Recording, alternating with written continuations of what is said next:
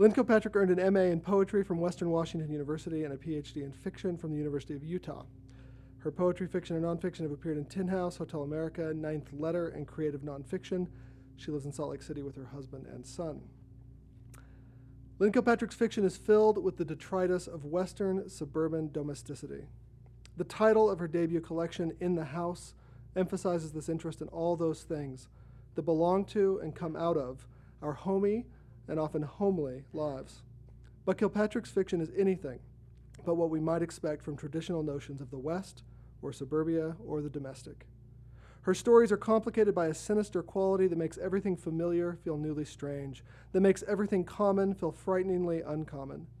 The houses of Kilpatrick's fictional characters are places where, as Freud says, everything that ought to have remained secret and hidden has come to light. These are places in which familiar relationships and situations are shown to be both more complicated and more dangerous than we previously thought. Through formal innovation in which lists and instructions and directions all become occasions for narrative, Kilpatrick shows us how tenuously we maintain the fragile equilibrium of our lives.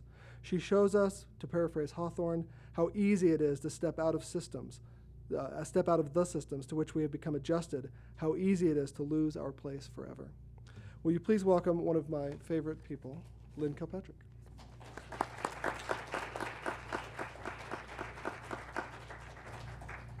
Thank you. I just want to thank everyone for coming and thank BYU and the English department. Do I need to move it down?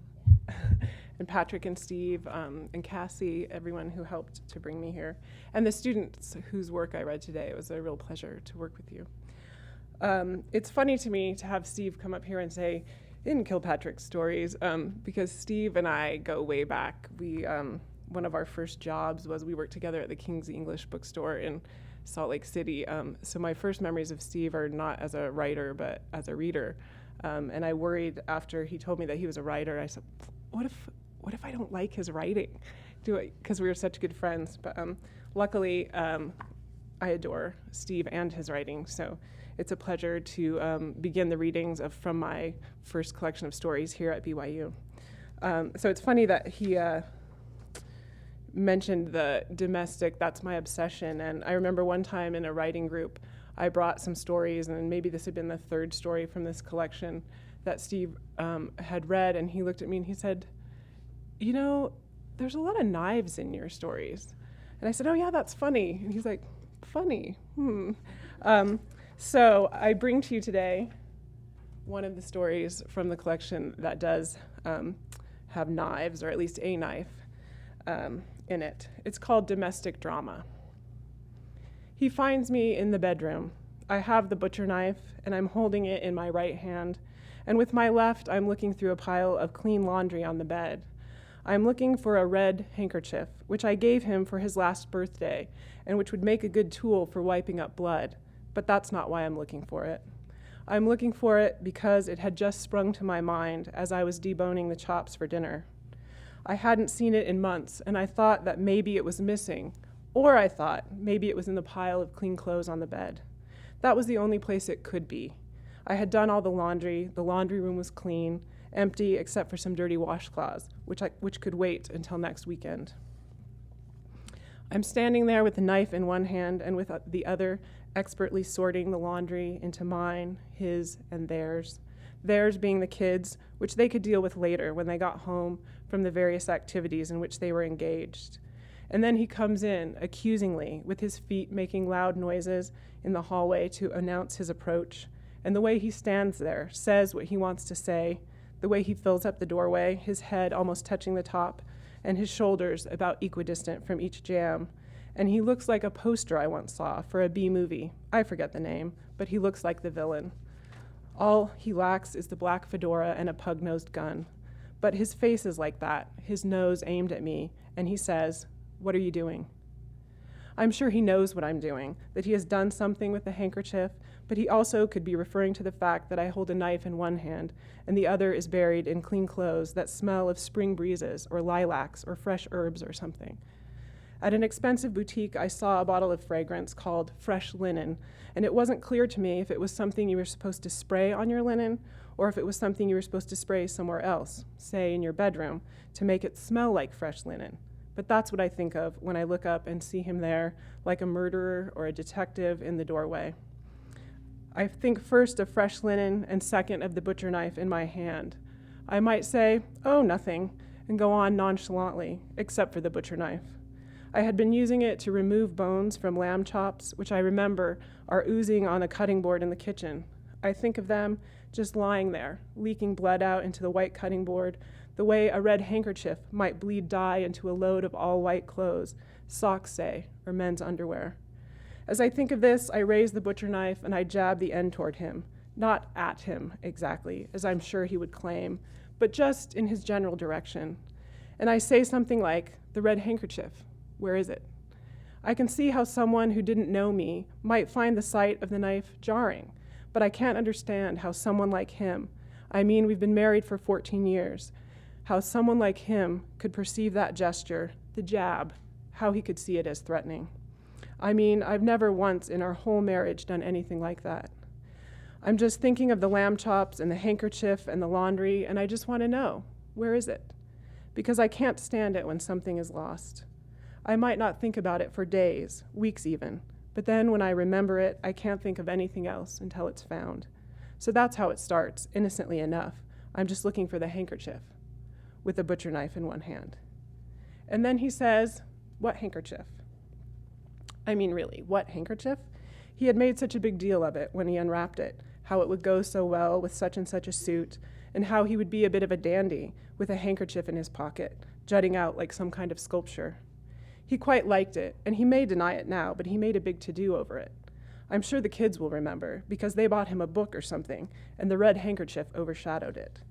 I do remember that he stood in front of the big plate glass window, the one that overlooks the yard. He stood in front of that window with the handkerchief in his shirt pocket, and he had the book open like he was reading it. I remember now, it was a book about painters, like romantic painters or painters of the Renaissance or something. And he had the book open and balanced on his hand, and he put the other on his chin to mime thinking. And the kids thought it great fun, and they cheered and took a picture. So he did like the book, of course, but it was the handkerchief that really completed the look, that really made him feel like he was lord of the manor, so to speak, king in his castle and whatnot. So that's why the handkerchief was so important when I suddenly thought of it as I was cutting through the meat. And then for him to pretend that he doesn't know what I'm talking about, well, it's preposterous. I mean, he goes to the trouble of posing for some kind of portrait painting, and then he pretends to forget it. Really, the man can be so infuriating.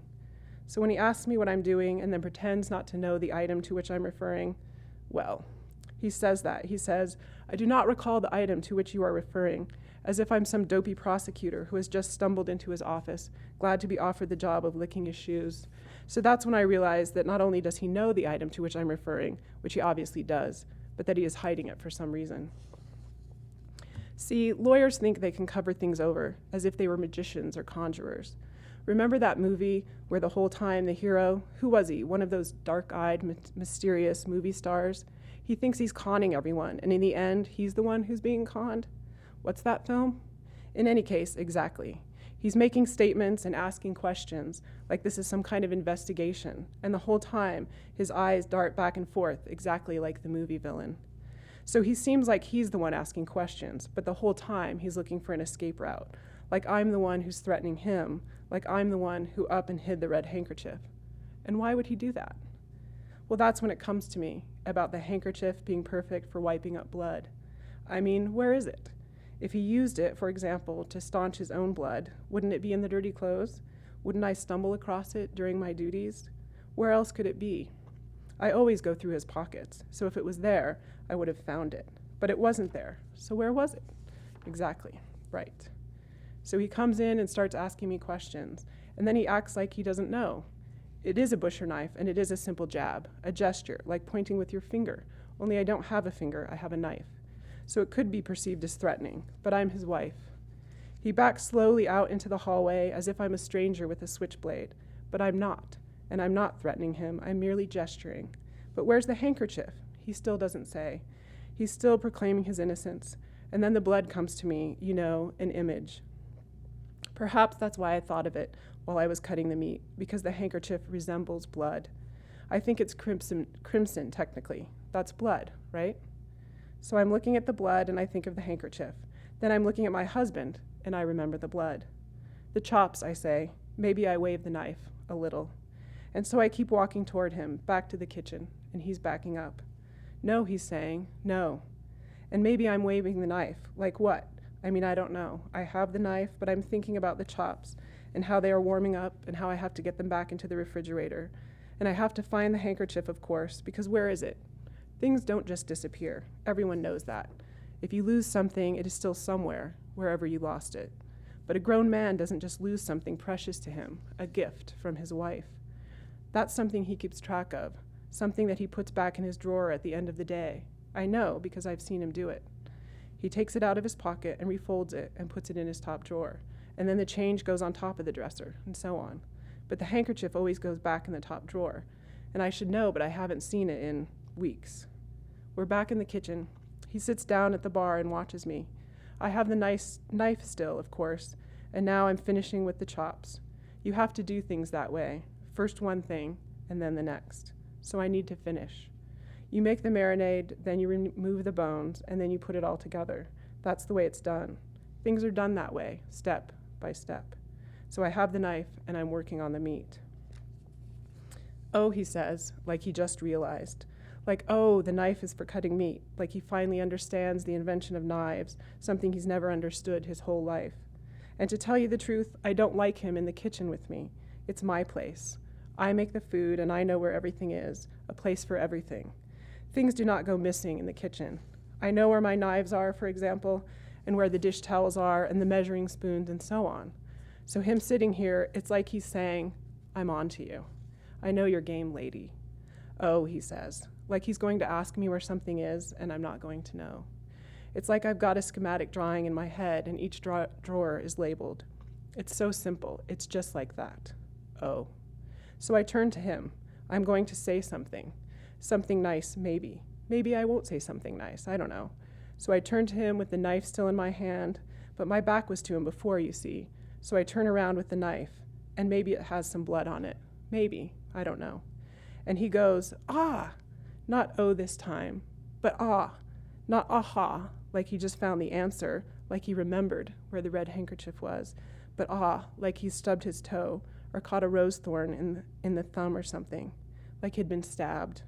Maybe, how should I know? What does a man who has been stabbed sound like? That's not something you learn. So he makes this sound, and then he goes running down the hall and locks himself in the bathroom.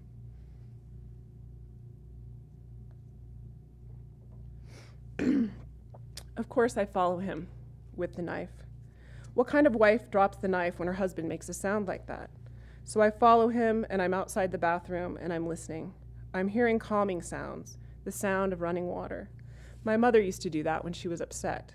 She'd just sit in the bathroom and let the water run, like a stream, she said. So he's running the water, I assume, because that's what I hear, and some deep breathing, like you do at the doctor's office. And I'm knocking and saying, what's going on in there? And I still have the knife in my right hand, and I'm knocking with my left, asking, what's going on? Because what do I know? He could be dying in there for all I know, or he could be going to the bathroom. What else do you do in there? I guess he could be washing his face or something, but he's not that type. He's all business. If he's in there, there's a reason. I mean, he's breathing deeply, maybe he's having a heart attack. That's as good a place as any. That explains the blood in the hallway, blood from the lamb chops. I don't like to think about the little lambs, so I tell my kids they are just chops. You know, every animal has a chop. Personally, I think of sheep, the smelly ones from the zoo. I mean, no one feels sad about them. They'd just as soon eat you as take grain from your hand, so you may as well eat them. Actually, maybe I'm thinking of the goats. Then, when he leaves the bathroom, he goes to lie on the couch in the living room. He doesn't feel well. It's probably something he ate. He was always skipping breakfast and then drinking tons of coffee and then eating something stupid, like a hot dog, on the way home. And then he moans. So maybe he was in the bathroom because he had a heartburn or something. I don't know when he leaves the bathroom because I'm in the kitchen. I'm cutting the meat and then mixing things and putting things together for dinner. The house doesn't run itself. It doesn't just produce food, though the kids think that, of course. They think the food just appears on the table for them, like magic. Ask them to set the table, and it's like you want them to perform some kind of mystical rite. Set the table. They think life just happens, but I know it doesn't. So I'm in the kitchen, doing this and that. I can hear him moaning on the couch, of course. He's moaning. Not the same sound, Not ah like before, but more like over and over. He can really play up the suffering, really milk it. I'm sure he's uncomfortable, but he doesn't say so. And he hasn't even addressed my question about the red handkerchief. I think about it while I chop the meat. Then I have this big bowl of marinade, and I'm chopping the meat and putting it in there. Then I cover it and put it back in the refrigerator for later. And then I have to do the vegetables and the potatoes. There's that to do, and unload the dishwasher. But I'm done with the laundry. So I listen to him moaning on the couch, and I still have the knife in my hand. So I go to the door of the kitchen, and I say, "What is it?" Because I want to know, what is it that's making him moan that way? And he clutches his stomach, and his face balls up, like agony. That's what I think. But still, there's this nagging question in the back of my mind. Where's the handkerchief? Where did he put it? So I ask him again, but this time I go right up to him where he's lying on the couch. I put my face right up next to his, and I whisper, "Where's the red handkerchief?" I say it real soft so as not to alarm him. He's bunched up. He seems to be in real pain. I still have the knife in one hand. I'm not doing anything with it, though. I'm just holding it down. Maybe I had been holding it above him, maybe before I bend down to whisper in his ear. That explains how the blood gets on his shirt. Maybe I flung some blood across the kitchen at him when I turned around before, or maybe it got there by dripping. And then he says, "What?" again. He's not a stupid man. What kind of man just keeps saying what? He knows what I'm talking about, the handkerchief. He hasn't forgotten. That picture that the kids took, he framed it and put it up on the mantel like it was a real portrait, painted for the man of the house. So there it is, right there. Perhaps I get a bit upset. I don't mean to. I don't mean to drop it on the floor, but I do. Okay, things fall all the time and break. It happens. You move on. He just stays there on the couch, moaning. He won't stop. He just keeps making that same sound over and over. I tell him to go into the bedroom. Then I tell him to go down to the basement and watch some TV. He won't go. I won't say I dragged him. How does a woman of my size drag a man of his size down the stairs? I mean, he's over 6 feet tall. He works out at the gym. And me, I carry laundry up and down those stairs. Sure, 3 times a day. And I work the vacuum there. But a man can't be done. Besides, down there is his space. I don't go in there. I don't like the dark wood and how the leather couch smells like a dead animal. I prefer to stay upstairs where a little sunlight shines in the window and I can look out at the yard and see the flowers blooming. That down there is his thing, and he's welcome to it. Smells like sweat and death down there. I don't drag him. He just goes down there like I ask, so I don't have to hear him moaning, and he can watch some TV. And there's a bar down there, so he can fix himself a drink. Myself, I'm not much for that kind of thing, so I don't know what he keeps down there. Maybe some whiskey or scotch. He wants to smoke cigars, but I absolutely forbid it. No smoking in the house. My mother died of lung cancer, but she never smoked a day in her life. It was my dad who was the smoker, and he lived to be 85, so that's how it is. He likes it down there, he said, away from the noise. By which he means the kids with their friends, always using the ice machine, which sounds like a jackhammer. So he goes down there, and I can hear the TV up here, but I can't complain, because it's better than listening to him moan. I still have the knife. When I ask him, nicely, to please go downstairs if he's going to continue that moaning, I guess I still have the knife.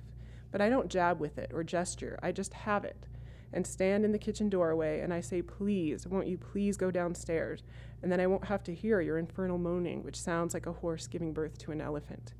I mean, how much can one woman listen to? So I have the knife, and maybe I punctuate my sentence with it, making a kind of exclamation point in the air, but I'm a good distance away when I do it, and there is no way that my little line in the air could be seen as an attack. I mean, I just move it up and down, emphasizing my point, like, hey, listen here, I'm talking to you. And he does seem to listen, because that's when he goes downstairs. I don't know how he gets there. I assume he walks, because as soon as I'm done making my point, I turn around and go back in the kitchen. The knife. I have the knife in my hand and I finish the meat. So I finish cutting the meat and I put it in the refrigerator, then I wash the knife. I always do that, because if you just leave it dirty in the sink, that dulls it, and then it's not sharp enough to cut anything. So you have to wash the knife right away, and that's what I do. And I dry it and put it away, and that's where it is. The knife is right there, where I put it after I washed it. When I'm done, I'm free to look for the red handkerchief. It's still bothering me, and I feel that if I just devote some time to it, that I can find the red handkerchief. Things don't just disappear. They don't. Each thing is somewhere. even if that thing is concealed, or if someone is concealing it from you. So I begin my search. I am very methodical. It has to be in the house, doesn't it? If it isn't in the house, then it's somewhere else, and I can't very well control that, can I? So I start with his dresser, and of course it isn't there. And then I go to his closet, then the bathroom. He never keeps stuff in there, but if he wanted to hide something from me, isn't that where he would put it? Because I would never think to look there. I don't know what he's doing, watching TV, I suppose. I can hear it drifting up from the basement. I can't hear any more moaning, but that's the point, for me not to hear the moaning. I continue my search in the bathroom, and I look through every drawer, and it is disgusting. I mean, the things in there. There's old hair and dead skin and fingernail clippings and used cotton swabs. Who keeps such things? So I get out the bleach to clean up. The bathroom is supposed to be the most hygienic room in the house. That room is all about cleanliness and order. I start with the top drawer and work my way down. It's simple enough, just a bit of bleach and water, a clean rag, and you just wipe things up. When I'm done with that, it's easy enough to do the kitchen. I already have the bleach out and the bucket. I get a new rag, of course. The bathroom is disgusting, but the kitchen is clean. I keep it clean. But if you have the bleach out and you've just been cutting meat, it makes perfect sense. I get the rag and I do just a quick swipe, just swish, and it's done. It takes no time at all. There isn't a lot of mess. I just like to know that no one is going to get sick from the meat on the counter, from germs. So I clean the kitchen real fast. And an idea comes to me, the dirty rags. Because I have the dirty rags and I'm collecting them from under the sink in the kitchen and the ones I had just used to clean. And I'm going to take them down to the laundry room, which is where you keep all the dirty stuff. That is, until it gets clean, and then you bring it upstairs. But you can't keep the dirty stuff upstairs. That wouldn't be right. I take the dirty rags, and then I realize that if I wanted to hide something dirty, I would hide it with other dirty things, like with like. And then, who knows, someone might wash it, without thinking maybe because they don't see the thing you had hidden, because you'd hidden it. And then maybe it gets washed, and then it isn't dirty anymore. So maybe someone else washes away the evidence for you. That's when I go around the house and start collecting the dirty rags. I already have the ones from the bathroom, then I get the ones from the kitchen. No surprises there. But then I go to get the ones from the garage. Sometimes he works in the garage, and I have a separate place for him to put those rags, because I don't want them mixing with the regular rags. In the garage, there's a little plastic pail for him to stash the rags. And wouldn't that be the perfect place? If you were trying to hide something from someone and that someone never went into the garage, that would be the perfect place, right? I go in. I go right into the garage and dump out the rags. And guess what I find? With the rags I'd made from his jeans and old t-shirts, right in there. It has grease on it and something else. I can't say for sure if it's blood, but it could be. Who can say? So I take the rags and all the cloths soaked in bleach and I put them right into the washing machine. What's that saying? Men, they work from sun to sun? Exactly. Just when I think I'm done with laundry. For what? 24 hours? Bam, more laundry. So I put everything in there, just cram it in, it's full, and I run a load. But before I start it, before I can turn the water on, that's when I hear silence coming from the den. And that's what's weird. It's never silent. First there's TV, there's always TV, and then when he's bored with that, he's got that music he likes to listen to. He says it takes him back, so it's the TV or music. And sometimes talk radio with the yelling and the shouting. He loves that. He sits and laughs and laughs. At what, I have no idea. What's he laughing at? I don't know, honestly. But I don't hear a thing, nothing, just silent. He's stopped moaning. So finally, I think, he's stopped the moaning. He feels better. And as I'm walking up the stairs, that's when I see dirt on the carpet. That man always forgets to take his shoes off when he comes home. I tell him every time, leave them on the landing, but no, he won't have it. Either that or he's in such a hurry that he forgets. Maybe he had to hide it in the garage, so he was thinking about that and not about his shoes. But I just had the carpet cleaned. So I get out the steam cleaner, this handy little thing I saw in a catalog once, I forget where, maybe on an airplane, you know when you have nothing better to do than sit and shop. I get that out, and I clean the carpet on the stairs, and then I keep going. I do the landing downstairs and the landing up. Why not? The carpet is a mess, full of germs and bacteria. I hate it.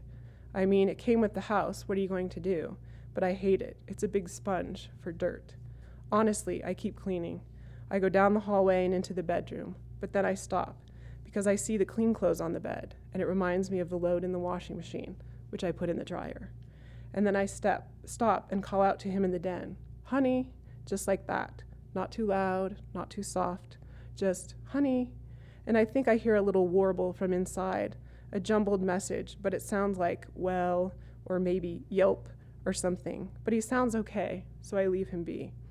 The kids aren't home yet. Dinner is an hour off at least, so I let him have his fun, whatever he's doing in there. Maybe he's reading. That wouldn't be usual, but maybe that's what he's doing. How would I know? He's in there, he's not moaning. Okay. I remember dinner and how the kids will be home in an hour from music classes and sports, and I like to have dinner ready so we can eat, and then they do their homework and then off to bed. Boom, no messing around. That's how it's done here. Because I need to have a little time at night, some quiet where I can just do the crossword puzzle and have some tea when I'm done working and the kids are in bed. The house gets quiet, like it's empty, but quieter. During the day, when it's empty, the house hums, as if the space needs something to fill it. But when it's full, the house is happy, content. So then the house settles down, and then I can just sit for a minute and not think about anything, just have some tea, and like that. I start fixing dinner then, taking the meat out, letting it sit, making a salad, putting on the potatoes, getting everything ready. When the kids get home, then I'll put the meat on. It only takes a few minutes. While they're telling me about their days, I always expect a complete report. Who they talked to, what they did, what their teachers said, information such as that. While they were telling me about that stuff, then I could cook the meat, and then dinner would be ready, and then he would come up from the den. He always hears when the kids come home, and then he comes up about 15 minutes later, and that's when we eat. He always knows. But when the kids come home, they're somber, bad days all around. No goals in soccer, mistakes in violin lessons. Sourpuss. That's what I call them when they scowl.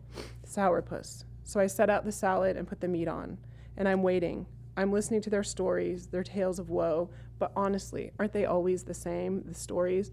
I did this, and then I did that. And it's all how you react. I tell them, but kids don't listen. They treat me like the hired help. Sure, they want the hugs and the allowance, but they don't listen to the wisdom I've had. I've earned this wisdom through these years I've cleaned up after them and washed their clothes. I pay attention, even when they're not paying attention to me. I listen, so I know what I'm talking about. They're telling me about their days, and we wait. They sit at the kitchen bar and drink their chocolate milk, and we wait. 15 minutes, he's still not up. In my head, I swear, but I don't say anything. I would never say those words in front of the children. They don't need to hear that. So I ask them to go downstairs and get him. Tell him to get up here for dinner, I say. Tell him now. They go downstairs, and I check the meat. It's leaking red juice and getting brown. Almost done. And I'm waiting. I'm always waiting. Nothing ever happens when it should. I have to wait and wait. That's when I hear them call from downstairs. They say he's lying on the couch. "Wake him up," I yell. "Tell him to get up here." I'm mad now, of course, because he's sleeping and it's dinner time. I mean, honestly, if he didn't stay up all night doing who knows what, then he wouldn't be so tired. So I tell them to get him up here. Now the meat is burning and I have to take it off, and I almost burn my hand. And the kids are yelling now, yelling for me to come down. Well, I don't go down there. Finally, they come up and say he's not sleeping. Maybe he's not breathing. Well, either he's breathing or he's not. So we discuss this. Is he breathing or not? Is he not breathing? They plead with me, tell me to go to him. He needs help. What am I going to do? I'm just a woman who debones lamb chops and broils them, who makes dinner and gets it on the table. No fooling around. That's my job. I can't help him, I say. How can I help him? For a minute, I picture the red handkerchief spinning and turning in the dryer, hot, too hot to touch, just spinning there, weightless almost. It's perfectly clean, without a trace of what happened. The handkerchief doesn't remember anything. It's perfectly blank. Thanks.